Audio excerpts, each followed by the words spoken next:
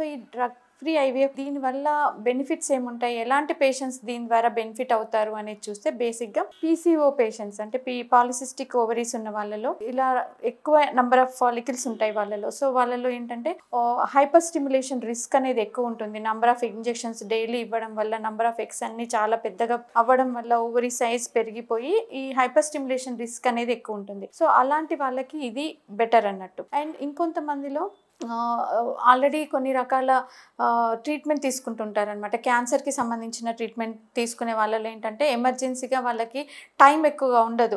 So ఇమీడియట్గా వాళ్ళకి ట్రీట్మెంట్కి వెళ్ళే ముందే మనం వాటిని బయటికి తీయాలి. సో అలాంటి వాళ్ళకి ఇది ఉపయోగపడుతుంది. అండ్ కొంతమందిలో కొన్ని రకాల కాంప్లికేషన్స్ ఆల్రెడీ ఉంటాయి. బ్లడ్ క్లాటింగ్ మెకానిజంలో తేడాలు ఉంటాయి అన్నమాట. థ్రంబోఫిలియాస్ అనే ఒక కండిషన్ ఉంటుంది.